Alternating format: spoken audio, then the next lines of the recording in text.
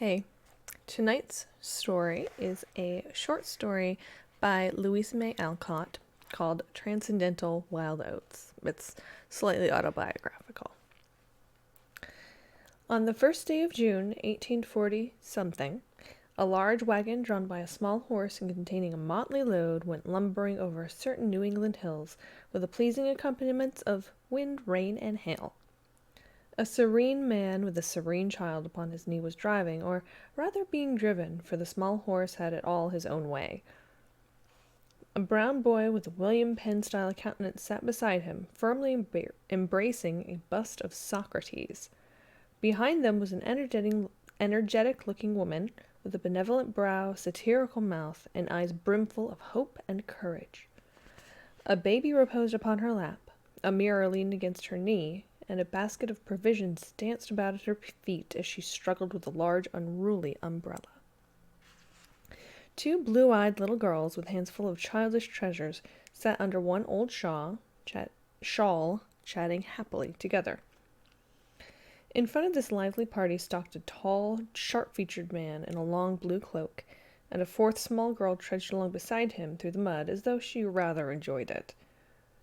The wind whistled over the bleak hills, the rain fell in a despondent drizzle, and twilight began to fall. But the calm man gazed as tranquilly into the fog as if he beheld a radiant bow of promise spanning the gray sky. The cheery woman tried to cover everyone but herself with a big umbrella. The brown boy pillowed his head on the bald pate of Socrates and slumbered peacefully. The little girls sang lullabies to their dolls in soft maternal murmurs. The sharp-nosed pedestrian marched steadily on, with the blue cloak streaming out behind him like a banner, and the lively infant splashed through the puddles with a duck-like satisfaction pleasant to behold. Thus these modern pilgrims journeyed hopefully out of the old world to found a new one in the wilderness. The editors of the Transcendental Tripod had received from Messrs. Lion and Lamb, two of the aforesaid pilgrims, a communication from which the following statement is an extract. We have made arrangements with the proprietor of an estate about 100 acres, which liberates this tract from human ownership.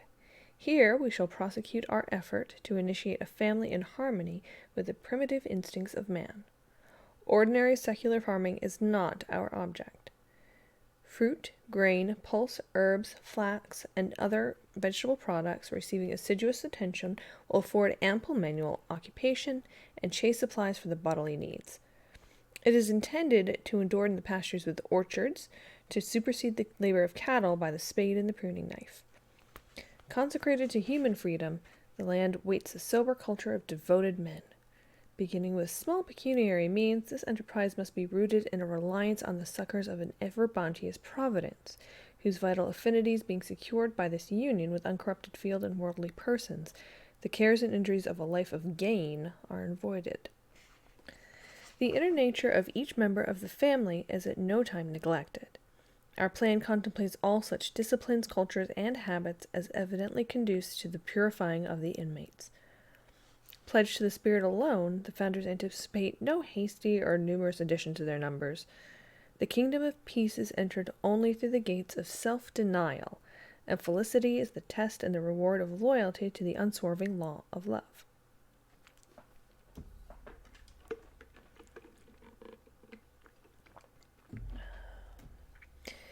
This prospective Eden at present consisted of an old red farmhouse, a dilapidated barn, many acres of meadowland, and a grove.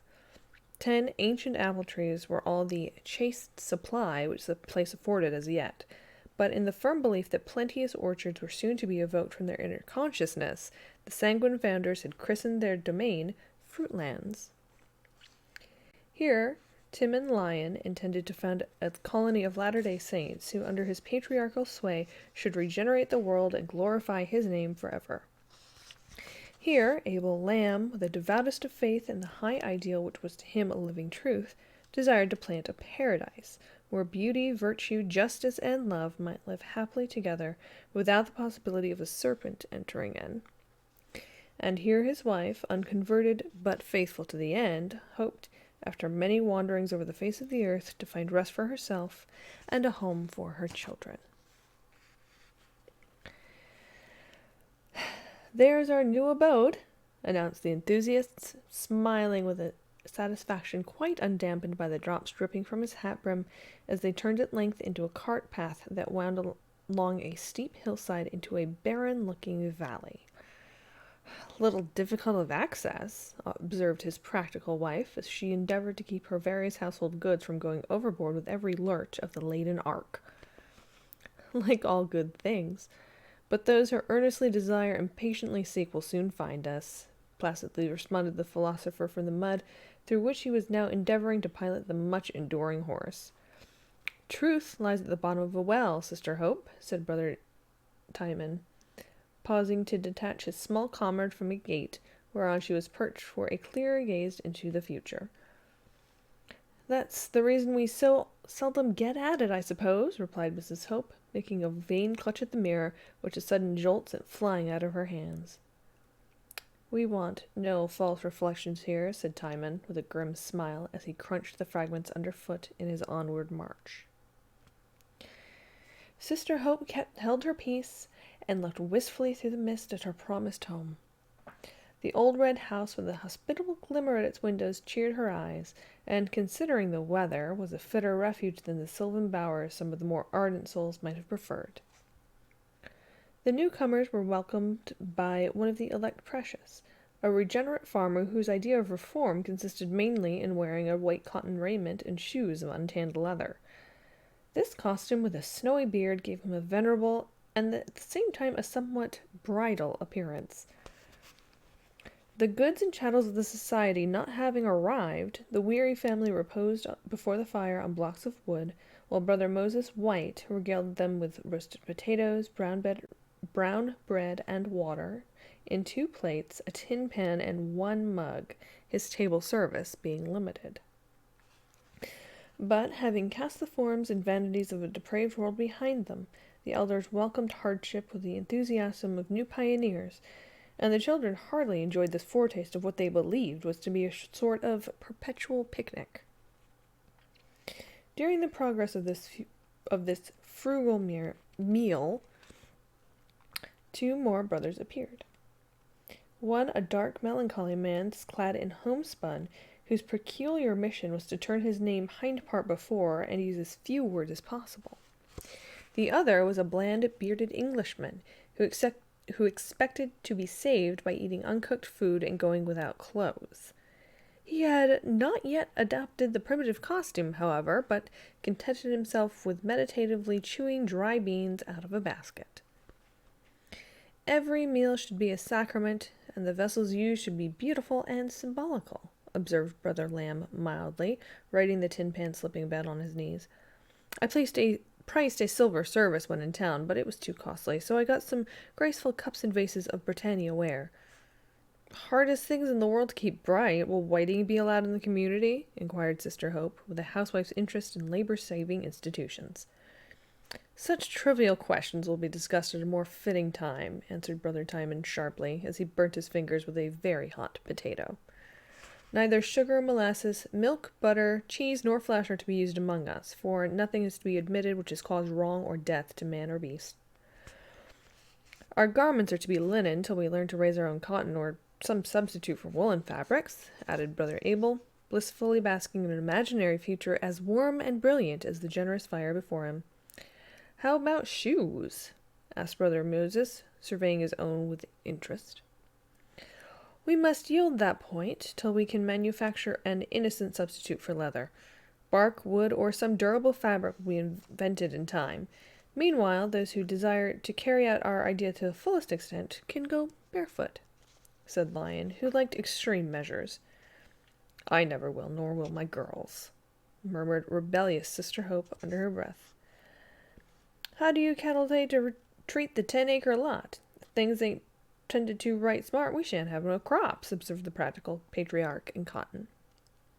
"We shall spade it," replied Abel, in such perfect good faith that Moses said no more, though he indulged in a shake of the head as he glanced at his hands that had held nothing heavier than a pen for years. He was a paternal old soul, and regarded the younger men as promising boys on a new sort of lark. "What shall we do for lamps if we cannot use any animal substance? I do hope light of some sort is to be thrown upon the enterprise," said Mrs. Lamb with anxiety, for in those days kerosene and camphene were not, and gas unknown in the wilderness. "We shall go without until we have discovered some vegetable oil or wax to serve us," replied Brother Timon in a decided tone, which caused Sister Hope to resolve that her private lamp should always be trimmed, if not burning. "Each member is to perform the work for which experience, strength, and taste best fit him," continued Director Lyon. "Thus drudgery and disorder will be avoided and harmony prevail. We shall rise at dawn, begin the day by bathing, followed by music, then a chaste repast of fruit and bread. Each one finds congenial employment until the meridian meal, when some deep searching conversation gives rest to the body and development to the mind. Healthful labor again engages us until the last meal, when we assemble in social communion, prolonged till sunset, when we retire to sweet repose, ready for the next day's activity." "What part of the work do you incline to yourself?" asked Sister Hope, with a humorous glimmer in her keen eyes. "I shall wait until it is made clear to me. Being in preference to doing is a great aim, and this comes to us rather by a resigned willingness than a willful activity, which is a check to all divine growth," responded Brother Timon. "I thought so," and Mrs. Lamb sighed audibly, for during the year he had spent in her family, Brother Timon had so faithfully carried out his idea of being, not doing, that she had found his divine growth both an expensive and unsatisfactory process. Here her husband struck into the conversation, his face shining with the light and joy of the splendid dreams and high ideals hovering before him. "In these steps of reform, we do not rely so much on scientific reasoning or physiological skill as on the Spirit's dictates. The greater part of man's duty consists in leaving alone much that he now does. Shall I stimulate with coffee, tea, or wine? No. Shall I consume flesh? Not if I value health. Shall I subjugate cattle? Shall I claim property in any created thing? Shall I trade? Shall I adopt a form of religion? Shall I interest myself in politics? How many of these questions, could we ask them deeply enough, and could they be heard as having a relation to our eternal welfare, would the response be abstain?" A mild snore seemed to echo the last word of Abel's rhapsody, for Brother Moses had succumbed to the mundane slumber and sat nodding like a massive ghost. Forrest Absalom, the silent man, and John Pease, the English member, now departed to the barn, and Mrs. Lamb led her flock to a temporary fold, leaving the founders of the consociate family to build castles in the air till the fire went out and the symposium ended in smoke. The furniture arrived the next day, and was soon bestowed, for the principal property of the community consisted in books. To this rare library was devoted the best room in the house, and the few busts and pictures that still survived many flittings were added to beautify the sanctuary, for here the family was to meet for amusement, instruction, and worship. Any housewife can imagine the emotions of Sister Hope when she took possession of a large, dilapidated kitchen containing an old stove and the peculiar stores out of which food was to evolve for her little family of 11. Cakes of maple sugar, dried beans and barley, peas and hominy, meal of all sorts, potatoes, and dried fruit. No milk, butter, cheese, tea, or meat appeared. Even salt was considered a useless luxury, and spice entirely forbidden by these lovers of Spartan simplicity. A 10 years' experience of vegetarian vagaries had been good training for this new freak, and her sense of the ludicrous supported her through many trying scenes. Unleavened bread, porridge and water for breakfast, bread, vegetables, and water for dinner, bread, fruit, and water for supper was the bill of fare ordained by the elders.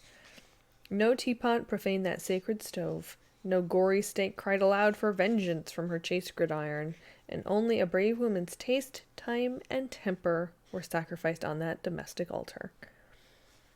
The vexed question of light was settled by buying a quantity of bayberry wax for candles, and on discovering no one knew how to make them, pine knots were introduced to be used when absolutely necessary. Being summer, the evenings were not long, and the weary fraternity found it no great hardship to retire with the birds. The inner light was sufficient for most of them, but Mrs. Lamb rebelled. Evening was the only time she had to herself, and while the tired feet rested, the skillful hands mended torn frocks and little stockings, or anxious heart forgot its burden in a book. So Mother's lamp burned steadily, while the philosophers built a new heaven and earth by moonlight, and all through the metaphysical mists and philanthropic pyrotechnics of that period, Sister Hope played her own little game of throwing light, and none but the moths were the worse for it. Such farming probably was never seen before since Adam delved. The band of brothers began by spading garden and field, but a few days of it lessened their ardor amazingly. Blistered hands and aching backs suggested the expediency of permitting the use of cattle till the workers were better fitted for a noble toil by a summer of the new life. Brother Moses brought a yoke of oxen from his farm. At least the philosophers thought so, till it was discovered one of the animals was a cow, and Moses confessed that he must be let down easy, for he couldn't live on garden sarce entirely. Great was Dictator Lyon's indignation from this lapse of virtue. But time pressed, the work must be done, so the meek cows permitted to wear the yoke, and the recreant brother continued to enjoy forbidden draughts in the barn, which dark proceeding caused children to regard him as one set apart for destruction. The sewing was equally peculiar, for, owing to some mistake, the three brethren who devoted themselves to this graceful task found when about half through the job that each had been sowing a different sort of grain in the same field, a mistake which caused much perplexity, as it could not be remedied, but after long consultation and a good deal of laughter, it was decided to say nothing and see what would come of it.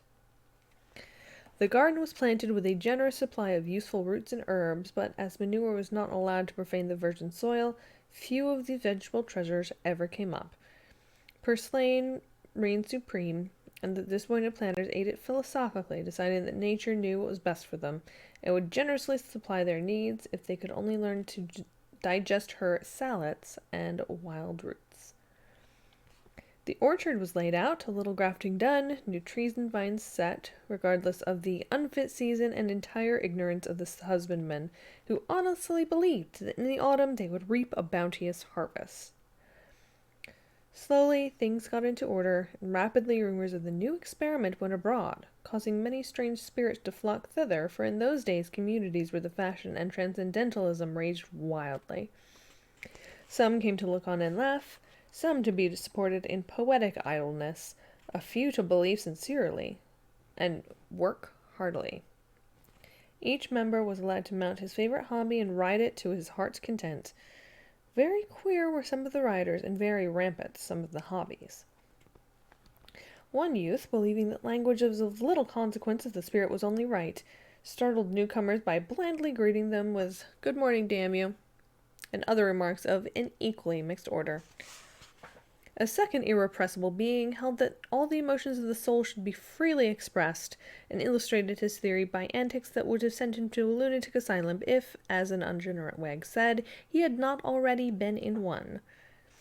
When his spirit soared, he climbed trees and shouted. When doubt assailed him, he lay upon the floor and groaned lamentably. At joyful periods he raced, leapt, and sang. When sad, he wept aloud, and when a great thought burst upon him in the watches of the night, he crowed like a jocund cockerel, to the great delight of the children and the great annoyance of their elders. One musical brother fiddled whenever so moved, sang sentimentally to the four little girls, and put a music box on the wall when he hoed corn.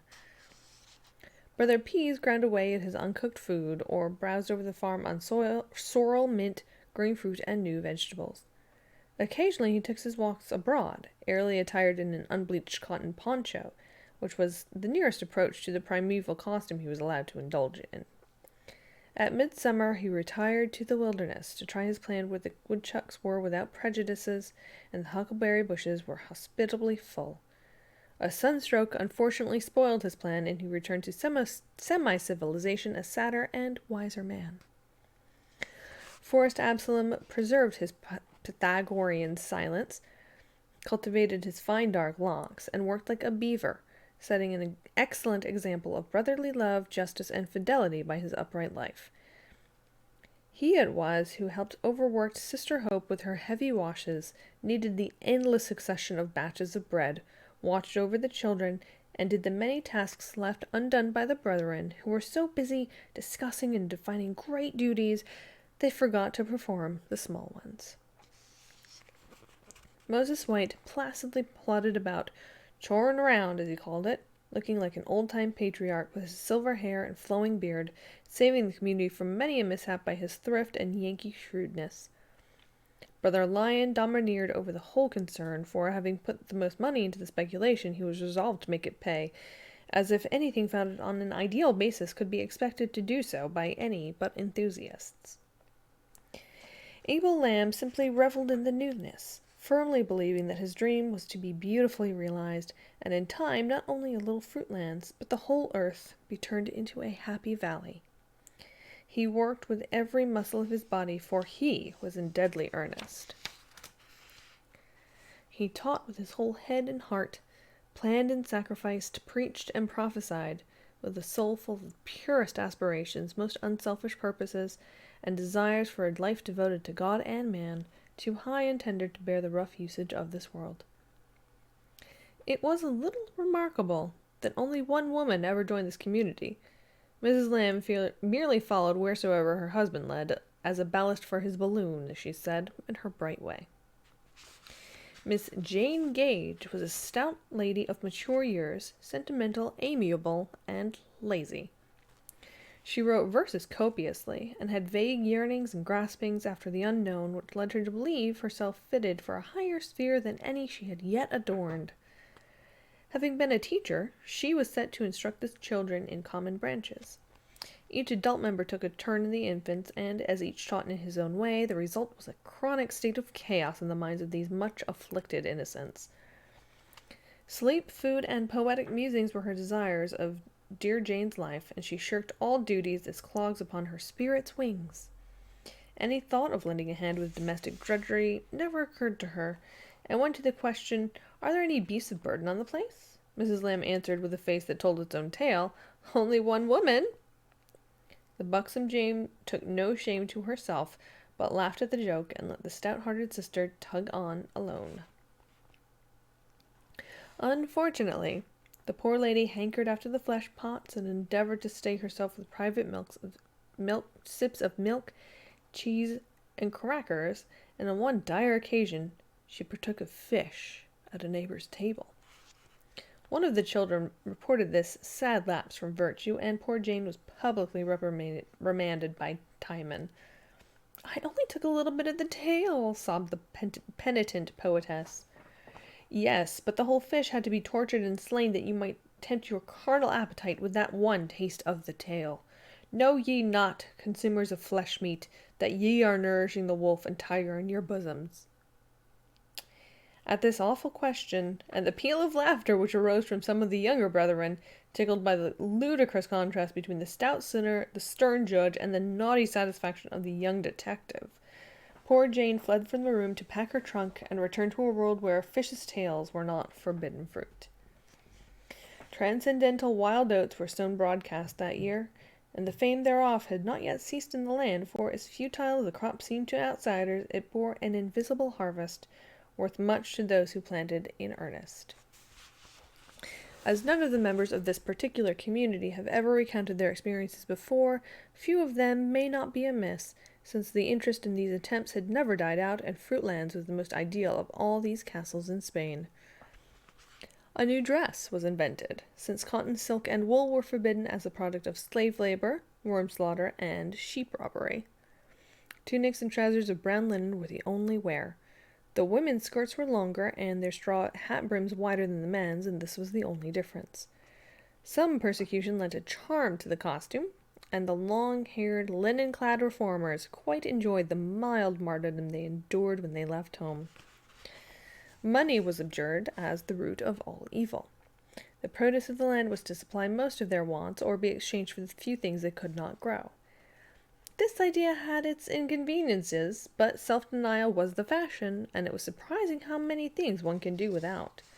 When they desired to travel, they walked, if possible, or begged the loan of a vehicle, or boldly entered car or coach, and stating their principles to the officials, took the consequences. Usually their dress, their frank earnestness, and gentle resolution won them a passage, but now and then they met with hard usage, and had the satisfaction of suffering for their principles. On one of these penniless pilgrimages they took passage on a boat, and when fare was demanded, artlessly offered to talk instead of pay. As the boat was well under way, and they actually had not a cent, there was no help for it, so brothers Lion and Lamb held forth to the assembled passengers in their most eloquent style. There must have been something effective in this conversation, for the listeners were moved to take up a contribution for these inspired lunatics, who preached peace on earth and goodwill to men so earnestly, with empty pockets. A goodly sum was collected, but when the captain presented it, the reformers proved they were consistent even in their madness, for not a penny would they accept, saying, with a look at the group about them, whose indifference or contempt had changed to interest and respect, "You see how well we got on without money," and so went sincerely on their way, with their linen blouses flapping airily in the cold October wind. They preached vegetarianism everywhere, and resisted all temptations of the flesh, contentedly eating apples and bread at well-spread tables, and much afflicting hospitable hostesses by denouncing their food and taking away their appetites, discussing the horrors of shambles, the incorporation of the brute of man, and on elegant abstinence the sign of a pure soul. But when the perplexed or offended ladies asked what they should eat, they got in reply a bill of fare consisting of bowls of sunrise for breakfast, solar seeds of the sphere, dishes from Plutarch's chaste table, and other viands equally hard to find in any modern market. Reform conventions of all sorts were haunted by these brethren, who said many wise things and did many foolish ones. Unfortunately, these wanderings interfered with their harvest at home, but the rule was to do what the spirit moved, so they left their crops to Providence and went reaping in the wider and, let us hope, more fruitful fields than their own. Luckily, the earthly Providence who watched over Abel Lamb was at hand to glean the scanty crop yielded by the uncorrupted land, which, consecrated to human freedom, had received the silver culture of devoted men. About the time the grain was ready to house, some call of the oversoul wafted all the men away. An easterly storm was coming up, and the yellow stacks were sure to be ruined. Then Sister Hope gathered her forces. 3 girls, 1 boy, Timon's son, and herself, harnessed to clothes baskets and Russia linen sheets, were the only team she could command, but with these poor appliances the indomitable woman got in the grain and saved food for her young, with the instinct and energy of a mother bird with a brood of hungry nestlings to feed. This attempt at regeneration had its tragic as well as comic side, though the world only saw the former. With the first frosts, the butterflies who had sunned themselves in the new light through the summer took flight, leaving the few bees to see what honey they had stored for winter use. Precious little appeared beyond the satisfaction of a few months of holy living. At first, it seemed as if a chance to try holy dying was also to be offered them. Timon, much disgusted with the failure of the scheme, decided to retire to the Shakers, who seemed to be the only successful community going. "What is to become of us?" asked Mrs. Hope, for Abel was heartbroken at the bursting of his lovely bubble. "You can stay here if you like, till a tenant is found. No more wood must be cut, however, and no more corn ground. All I have must be sold to pay the debts of this concern, as the responsibility lays with me," was the cheering reply. "Who is to pay us for what we have lost? I gave all I had, furniture, time, strength, 6 months in my children's lives, and all are wasted. Abel gave himself body and soul, and is almost wrecked by hard work and disappointment. Are we to have no return in this, but to leave to starve and freeze in an old house, with winter at hand, no money, and hardly a friend left, for this wild scheme has alienated nearly all we had? You talk much about justice. Let us have a little, since there is nothing else left. But the woman's appeal met with no reply but the old one. It was an experiment. We all risked something and must bear our losses as we can. With this cold comfort, Timon departed with his son and was absorbed into the Shaker Brotherhood, where he soon found that order of things was reversed, and it was all work and no play.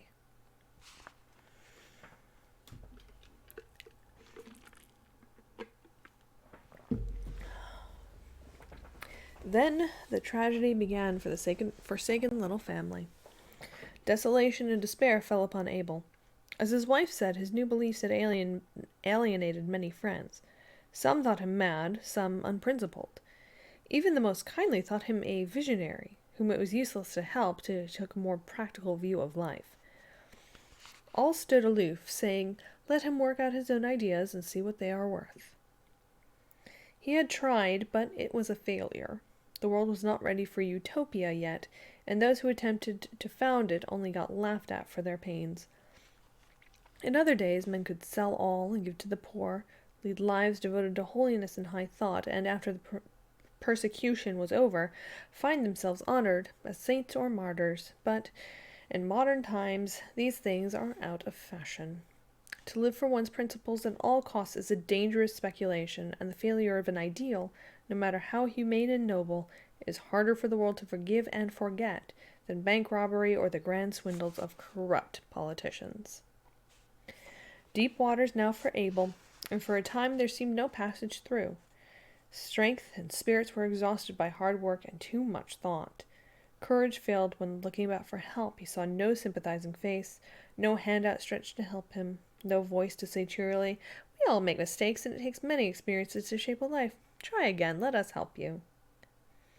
Every door was closed, every eye averted, every heart cold, and no way open whereby he might earn bread for his children. His principles would not permit him to do things that many others did, and in the few fields where conscience would allow him to work, who would employ a man who had flown in the face of society as he had done? Then this dreamer, whose dream was the life of his life, resolved to carry out his idea to the bitter end. There seemed no place for him here, no work, no friend. To go begging conditions as it was ignoble, as it was to go begging money. Better perish of want than sell one's soul for the sustenance of the body. Silently he lay down upon the bed, turned his face to the wall, and waited with pathetic patience for death to cut the knot which he could not untie. Days and nights went by, and neither food nor water passed his lips. Soul and body were dumbly struggling together, and no word of complaint betrayed what either suffered. His wife, when tears and prayers were unavailing, sat down to wait to the end with mysterious awe and submission, for in this entire resignation of all things there was an eloquent significance to her who knew him as no other human being did. Leave all to God was his belief, and in this crisis the loving soul clung to this faith, sure that the all-wise Father would not desert this child who tried to live so near to him. Gathering her children about her, she waited the issue of the tragedy that was being enacted in that solitary room, while the first snow fell outside, untrodden by the footprints of a single friend. But the strong angels who sustain and teach perplexed and troubled souls came and went, leaving no trace without, but working miracles within. For when all other sentiments faded into dimness, all other hopes died utterly, when the bitterness of death was nearly over, when body was past any pang of hunger or thirst, and soul stood ready to depart, the love that outlives all else refused to die. Head had bowed to defeat, hand had grown weary with too heavy tasks, but heart could not grow cold to those who lived in its tender depths, even when death touched it. My faithful wife, my little girls, they have not forsaken me. They are mine by ties that none can break. What right have I to leave them alone? What right to escape from the burden and sorrow I have helped to bring? This duty remains to me, and I must do it manfully. For their sakes the world will forgive me in time. For their sakes God will sustain me now. Too feeble to rise, Abel groped for the food that always lay within his reach, and in the darkness and solitude of that memorable night, ate and drank what was to him the bread and wine of a new communion, a new dedication of heart and life to the duties that were left him when the dreams fled. In the early dawn, when that sad wife crept fearfully to see what change had come to the patient face on the pillow, she found it smiling at her, saw a wasted hand outstretched to her, and heard a feeble voice cry bravely, "Hope!" What passed in that little room is not to be recorded except in the hearts of those who suffered and endured much for love's sake. Enough for us to know that soon the wan shadow of a man came forth, leaning on the arm that never failed him, to be welcomed and cherished by children who never forgot the experiences of that time. Hope was the watchword now, and while the last logs blazed on the hearth, the last bread and apples covered the table, the new commander, with renewed courage, said to her husband, "Leave all to God and to me. He has done his part, now I will do mine." "But we have no money, dear." "Yes, we have. I sold all we could spare and have enough to take us away from this snowbank." "Where can we go?" "I have engaged 4 rooms at our good neighbor Lovejoy's. There we can live cheaply till spring, then for new plans and a home of our own, please God." "But Hope, your little store won't last long, and we have no friends." "I can sew and you can chop wood. Lovejoy offers you the same pay as he gives his other men. My old friend Mrs. Truman will send me all the work I want, and my blessed brother stands by us to the end. Cheer up, dear heart, for while there is work and love in the world, we shall not suffer. And while I have my good angel Hope, I shall not despair, even if I wait another 30 years before I step beyond the circle of the sacred little world in which I still have a place to fill." So, one bleak December day, their few possessions piled on an ox sled, the rosy children perched atop, the parents trudging arm in arm behind, the exiles left their Eden and faced the world again. "Ah me, my happy dream! How much I leave behind that can never be mine again," said Abel, looking back at the lost paradise, lying white and chill in its shroud of snow. "Yes, dear, but how much we bring away," answered brave-hearted Hope, glancing from husband to children. "Poor Fruitlands! The name was as great a failure as the rest," continued Abel, with a sigh, as a frostbitten apple fell from a leafless bough at his feet. But the sigh changed to a smile, as his wife added, in a half-tender, half-satirical tone, "Don't you think Apple Slump would be a better name for it, dear?" The end.